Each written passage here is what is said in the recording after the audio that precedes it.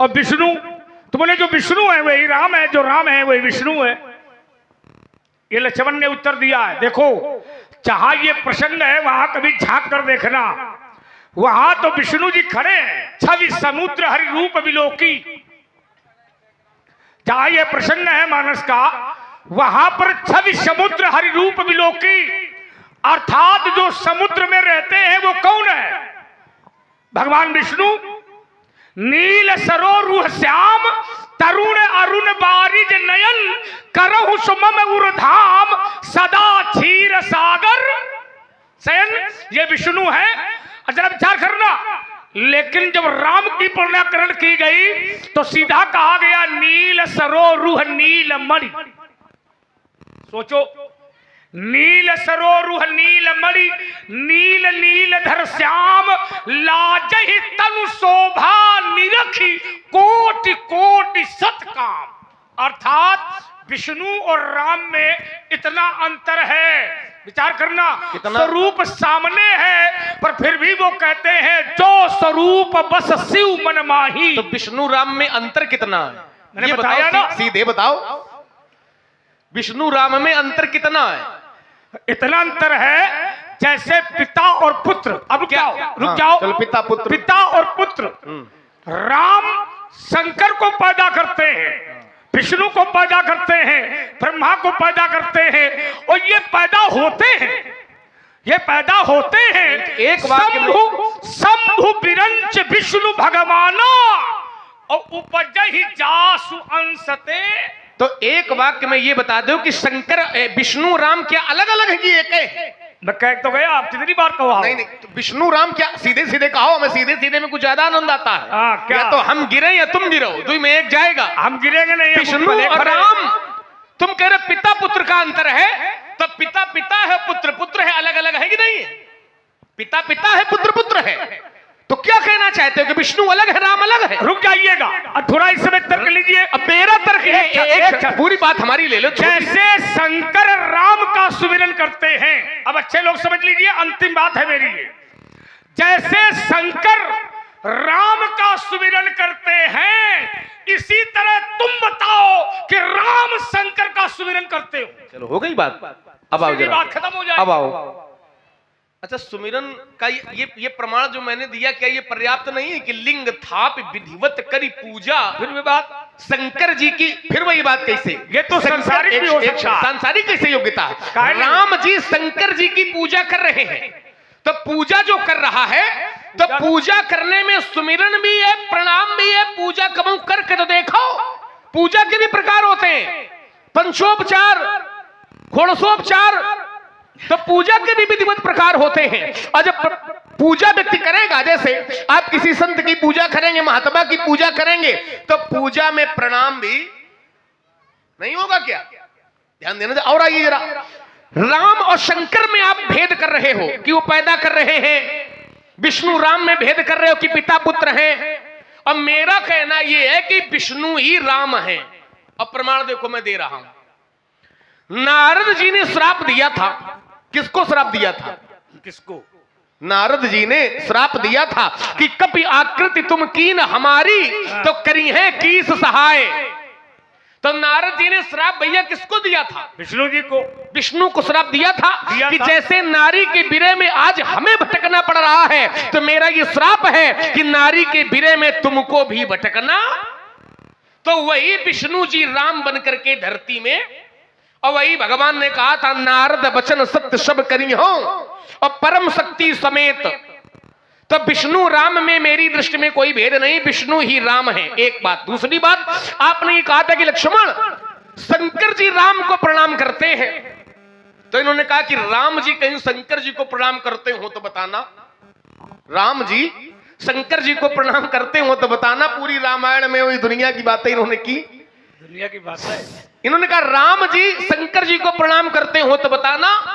राम जी शंकर की तो बात छोड़ो, राम जी ये कहते हैं राम जी शंकर जी को कहीं प्रणाम करते हो तो बताना जरा।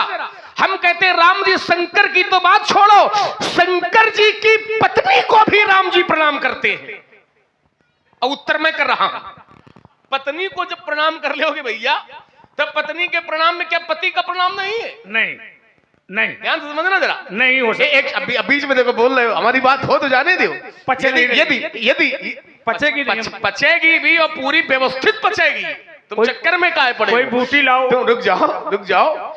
जैसे पत्नी को आपने प्रणाम किया, पत्नी को यदि आपने प्रणाम किया, अब कोई ये कहे कि शंकर जी को न प्रणाम किया हो या पति को न प्रणाम किया हो, तो जब पत्नी के पैर छुए बैठे हो तो पति के तो अपने आप छू गए पैर। नहीं हो सकता। रुक जाओ, हम उत्तर कर रहे हैं। अब देखिए, शंकर जी की पत्नी है माता सती, और शंकर जी की जो पत्नी कहां है, तो शंकर जी का एक स्वरूप है अर्धनारेश्वर का, है कि नहीं है? अर्धनारेश्वर में भगवान शंकर भी हैं और माता जी भी हैं, है कि नहीं है? पार्वती जी है कि नहीं है? पार्वती है। और जिस समय क्या पार्वती है? अर्धनारेश्वर में भगवान शंकर जी है। भगवान शंकर और माता जी माने माता पिता दोनों हैं, एक स्वरूप में। अब देखिए, जब जिस समय भगवान शंकर की पत्नी राम जी के पास गई, तो राम जी ने माता को प्रणाम किया। कैसे प्रणाम किया? प्रमाण हम देते हैं। क्या है? अरे उसको ना भी बजाओ तो हम पर्याप्त हैं। जिस समय गई तो राम जी ने प्रणाम किया। क्या प्रणाम किया? तो कहा जोरी पानी प्रभु, जोरी पानी। पानी माने तो अपनी बात तो कई लोग हम पूछते चलते कि ध्यान दे रहे हो, ऊपर ऊपर निकल रही है। पूरा ध्यान शब्द है चौपाई में, जोरी पानी। पानी माने तो क्या कहना चाहते हो ये बताओ। समझो, ऐसे थोड़ी जैसे धूल में नाव चला रहे हो। नहीं, धूल में एक क्षण। जोरी पानी। पानी माने इतना कठिन शब्द क्या? नहीं लोग बताओ, तुम ही बताओ। हम बताएंगे, लेकिन जो आइए चौपाई ले लो। क्या है? जोरी पानी प्रभु कीन प्रणामू, और पिता समेत लीन निज नामू। कहूं बहोरी कहां वृष के तू, और विपिन अकेली फिरऊ कई। तू ठीक। तो जब शंकर जी की पत्नी को प्रणाम कर रहे हैं राम जी, तो क्या शंकर जी को प्रणाम नहीं है? ना। मंदिर में घंटा बजाओ, मैं चक्कर में न पड़ो। समझ में नहीं बात? अब रुकना पड़ेगा यहाँ पर। ये तो ये नहीं बताया कि वो दैत्य कैसे जान गया भगवान के रहस्य को। एक क्षण चले, ये कुतर का नहीं भाई, कुतर का कहां? ये जबरदस्ती वाली बात हो। कुतर का नहीं कर रहे। एक क्षण, पत्नी को प्रणाम करना ये अर्थ नहीं है कि शंकर जी को प्रणाम हो गया। अलग, बिल्कुल सही। और देखो, तुम दो उत्तर बना रहे हो। जहां तुम अर्धनारेश्वर को जोड़ रहे हो वहां सती नहीं है, वहां पार्वती है।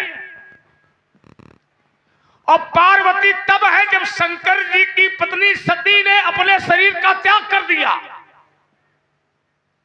विचार करना, सती मरत हर्षण मन मांगा, सती मरत हर्षण मन मांगा, और जन्म जन्म शिवपद अनुरागा। इसके बाद पार्वती है। देखो, बात हमको घुमाओ नहीं, तो हम घूमेंगे नहीं। और ना ये इतनी जल्दी महात्मा घूमने वाला है। और तुमने कहा कि पत्नी को प्रणाम कर लिया। भैया ईमानदारी से बताओ, जिस शरीर से प्रणाम किया गया है वो प्रणाम करने वाला शरीर कैसा था? वो राजकुमारों वाला था कि सन्यासी का था? जल्दी उत्तर करो। शरीर तो राजे को। वेश भले आत्मा का। फिर वही बात वेश और शरीर में फिर वही बात बीच में नहीं। पहले इनको सुन लो। हम नहीं बोलते, नहीं वो बाद में बोलेंगे। अरे घुमा रहे उल्टा सीधा। शरीर भी क्या सन्यासी का होता है? नहीं, वेश होता है। सुन लीजिए, अगर कोई भी स्त्री हो। हाँ ठीक। मानस तो कहती है जननी सब जानहु पर नारी। हाँ ठीक है। पराई स्त्री भी माता होती है। विचार करना। और प्रणाम करने के लिए तो वो हम भी कर सकते हैं, क्यों भाई? ठीक है, हम भी कर सकते हैं। लेकिन माता समझ करके प्रणाम कर सकते हैं। चलिए कर लिया। लेकिन अगर प्रणाम शंकर को कर रहे थे तो पूछ क्यों रहे हैं कि कहाँ है वृषकेतु? तो वहां थे नहीं, इसलिए पूछ रहे हैं। देखो, बस यही खेल है, यही खेल है। क्या विचार कर रहे हैं? यही तो खेल है कि माता अकेले है वहां पर सती की सीता गर्भ है सा। परीक्षा लेने अकेले सती गई है, शंकर जी नहीं। विचार करना। तो राम ने, और देखिए वहां पर जो रूप दिखाया जा रहा है वो रूप कैसा था? अच्छा, देखने वाले ने तो छोटे वाले ने भी देखा है, जाकर प्रसंग तुमने लाके खड़ा किया है। हाँ, लक्ष्मण दी की उमा कृत वेशा, उमा माने पार्वती। अब पार्वती कहां से आ गई? सती पार्वती को अलग अलग कर रहे थे। नहीं तो ये राम के लिए नहीं है, ये राम के लिए नहीं है। तो उमा ये राम के लिए तो कह रहा है ना ना ना ना, ये राम के लिए नहीं है। तुम्हें हम जानते कहां हमें तुम जानते हो, हमें तुम जानते हो, तभी तो पा नहीं रहे हो। अरे तुम्हें पता है। रुको और रुकिए, उस बात में तुमने कितना जोर दिया, विचार करना। अगर माता को प्रणाम किया जाएगा तो पिता का आशीर्वाद नहीं मिलेगा, लेकिन यदि पिता को प्रणाम किया जाएगा तो माता का आशीर्वाद मिलेगा। पूछिए कैसे? क्योंकि पति पत्नी के अधीन नहीं होता है, पत्नी पति के अधीन होती है। तो भाई सही है कि गलत? नहीं, शायद कौन ऐसा हो, बहुत लोग होते हैं नहीं, आप कह दे कि पंडित जी हम तो पत्नी के अधीन।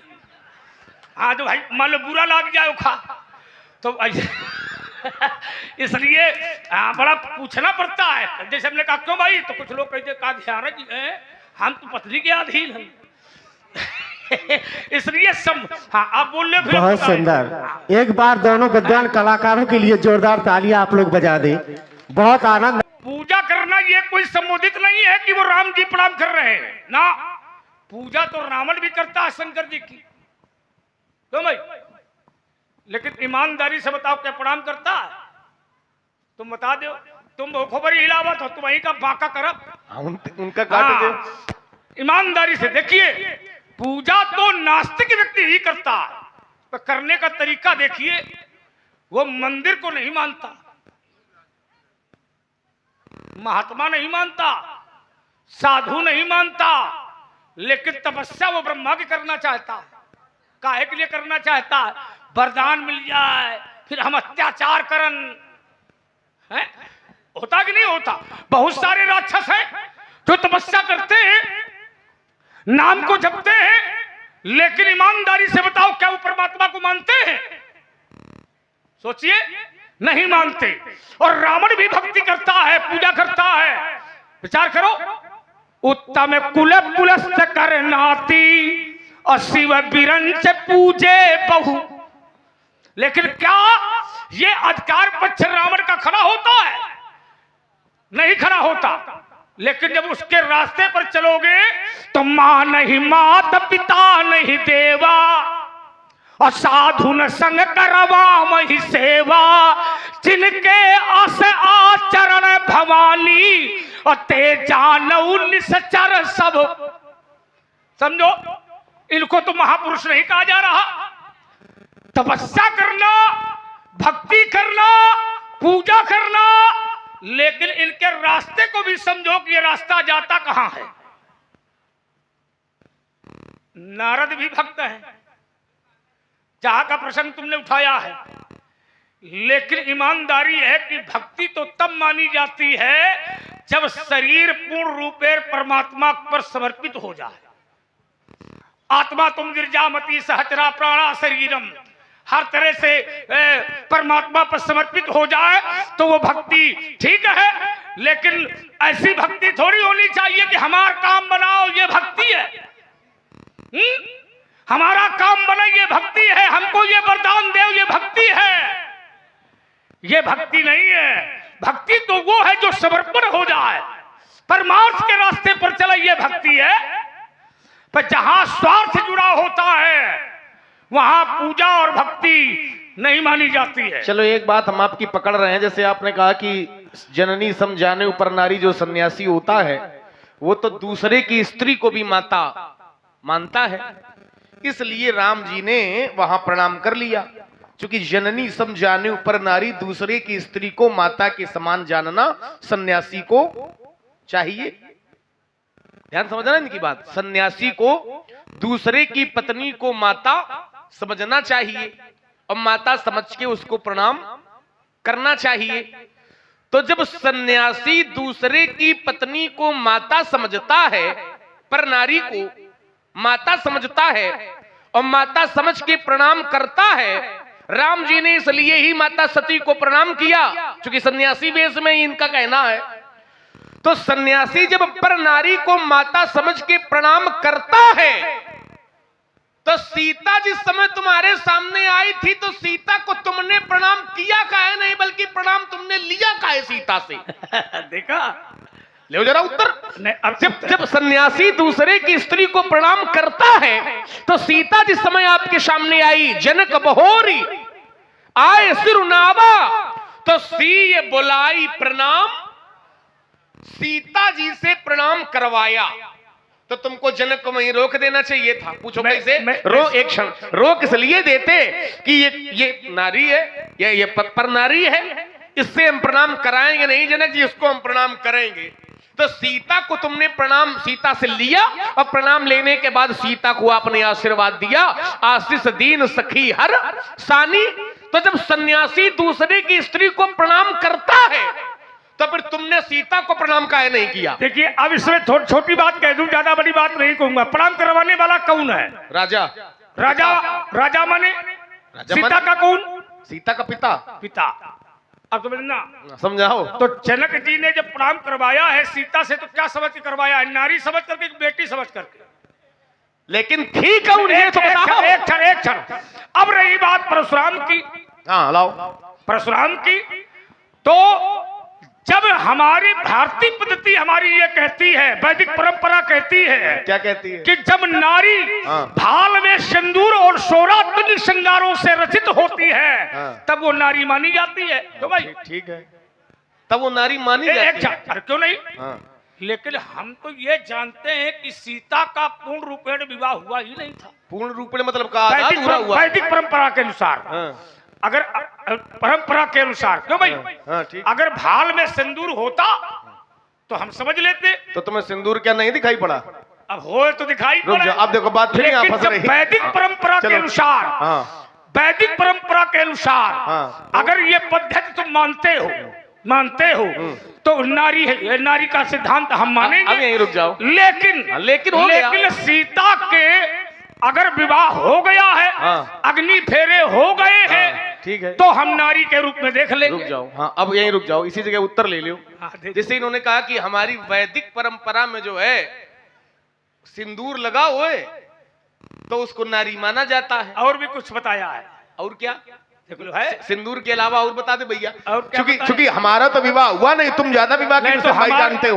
तुम्हारा तो अभी हुआ नहीं है, तुम ज्यादा विवाह का उल्लेख कर रहे हो। तुम्हारा विवाह नहीं बात तो हमारा बामन ठही हो चुके हैं। तब क्या व्यवस्था पूरी बता रहे हैं? इसलिए बता रहे हैं, इसलिए एक लक्ष्मण जी सिंदूर के अलावा नहीं, सुन लीजिए, इसलिए बता रहे हैं क्योंकि मंत्र हमारे अधीन है। तुम्हारे अधीन है, विचार करना। तो मंत्र हमारे अधीन है।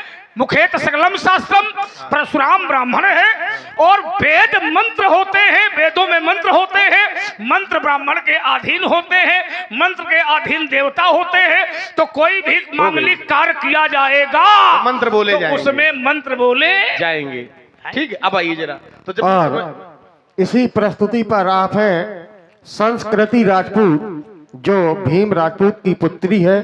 इनकी ओर से 51 मुद्राएं और ये 21 मुद्राएं विनोद और ब्रजराज राजपूत जो बसवारी से हैं, इनकी ओर से प्रदान है। बहुत बहुत साधुवाद। देखो तुम महाराज प्रयास चाहे जितना करो लेकिन तुम्हें निकलने देंगे नहीं हम इतनी आसानी से। तुम कह रहे हो माथे पर सिंदूर लगा हुए, तो और इन्होंने बताया सिंदूर के अलावा और क्या हुए? अब कई गए लोगों ने सुन लिया, बार-बार कहते हैं। भाई जहां बात ना समझ में आवे तुरंत पूछो, ना समझ में आवे तो गुरु बनाओ। गुरु का है बना। सिंदूर न लगा होए या सिंदूर लगा होए तो सिंदूर के साथ और क्या होए जब तुम नारी जानोगे क्या हो? लोग समझ गए, एक बार कह गए। तुम बताओ जरा, तुम्हें क्या डर है? डर है क्या कोई? तुम सिंदूर के अलावा और क्या लगा हो जरा बताओ। पहले क्यों नहीं सुनते? चलो अरे दोबारा बता दे। तो गुरु ना बनाओ तो चेला तो बनाओ। अरे गुरु चेला की बात छोड़ो भाई, तुमने कहा सिंदूर के अलावा भी हमने कुछ बताया था, तो हमने कहा बताओ भाई क्या बताया। अब हम बताएंगे नहीं, उसके लिए यूट्यूब चल रहा है, देख लो, 4 लगे। अब ये उत्तर है, अब ये उत्तर आए। चलो लेकिन चलो सिंदूरे को हम पकड़ रहे हैं। इन्होंने कहा सिंदूर लगा होए तो वो नारी समझ में आवे, तो इन्होंने ये कहा कि जब सिंदूर लगे नहीं तो समझ में कहां से आवे। यही तो बात इन्होंने कही। और भी बात जब है ही नहीं सिंदूर, और भी बात कही है बेटे। तो और हम पूछते हैं तो तुम कहते यूट्यूब में देख ले। तो या तो बताओ फिर कि सिंदूर हमने के ये अलावा नहीं और क्या कहा व्यवस्था है। एक क्षण चलो। कि प्रणाम करने वाला पिता है, प्रणाम करवाने वाला जो सीता को प्रणाम करवा रहा है वो भी पिता है। और वो नारी समझ के प्रणाम नहीं करा रहा, बेटी समझ पुत्री के को प्रणाम करवा रहा देखो, है। बेटी समझ के वो प्रणाम करा रहा है। हाँ। जनक सीता को बेटी मान रहे हैं। मेरी बात देवी समझो। का रूप है वो, ये सब बातें न बनाओ, तो अपना काम करो। अब देखो बात फंस रही है। फांस लो, अच्छा, इसीलिए एक मैंने क्षण, तर्क दे दिया। चलो, सीता यदि तुम्हारे लिए देवी का रूप है, अब देखना फांसले का प्रयास करेगा। अच्छा ये बताओ और हम भैया, फंसेंगे नहीं, एक क्षण, क्योंकि ये एक क्षण ये सुन लो। मुद्दर हमी ने मारा है। तुम ये 3 बार कह चुके हो कि फांसने का प्रयास। हाँ, तो फांसने का प्रयास नहीं तो काम लड्डू बांटने के लिए खड़े किए गए हैं। खड़े काहे के लिए किए गए हैं? है ना, हम काम ही इसी बात का पैसा लिया है। आए इसीलिए भाई हमको ही फांसने। अब आई जरा, इन्होंने कहा सीता हमारे लिए देवी का रूप है। तो सीता यदि देवी का रूप है तो धनुष तोड़ने वाला सीता का पति है, और सीता को तुम देवी मान रहे हो तो तोड़ने वाला कौन हुआ तुम्हारे लिए? फिर ये काहे कह रहे हो सुनो राम जय शिव धनु तोरा सास बाहु समसोर रिपु। यदि सीता देवी है तो तोड़ने वाला देवता हुआ। और आइए जरा, उनको छोड़ो। इन्होंने कहा मांग में सिंदूर लगाओ, सिंदूर पर ले भाई ले। तुम्हें सिंदूर और करवा चौथ तक पूरी व्यवस्था करा के भेजेंगे। आजे तो तुम फंसे हो। इन्होंने कहा सिंदूर दिखाई पड़े तो नारी समझ में आवे। चलो, इन्होंने कहा सिंदूर दिखाई नहीं पड़ रहा है। अब बता ये रहे थे कि सन्यासी दूसरे की स्त्री को माता माने, और हमने तो ये जाना है कि सन्यासी की दृष्टि स्त्री के मुख पर जानी ही नहीं चाहिए। क्यों भाई? सन्यासी की दृष्टि, मानस में एक पंक्ति भी है, सो परनारी लिलार। लिलार माने एक पानी भी पूछा था, दूसरा लिलार। सो परनारी लिलार गोसाई और तजी चौथ के छंद की नाई। सन्यासी की दृष्टि स्त्री के मुख पर जानी ही नहीं चाहिए। और तुम कैसे सन्यासी हो जो तुम्हारी दृष्टि सीता के सिंदूर तक जा रही है? क्या बात बेटे, बहुत सुंदर। मैं हम जानते हैं कहाँ बेतबा में लगाओगे कि यमुना जी में डुबकी लगाओगे। बोलिए लखन लाल की। इसलिए उल्टी सीधी बातें करो बंद, और सही सही बताओ। और नहीं तो ये बताओ कि वो राक्षस कैसे जान गया कि ये भगवान की माया है। ये जो है ये बोलता है तो ये लक्ष्मण देखो पीछे बोला, बोल लखन लाल की जय। वो जानते लखन लाल की जय। परशुराम जी गए, परशुराम जी भी कहा जाएंगे।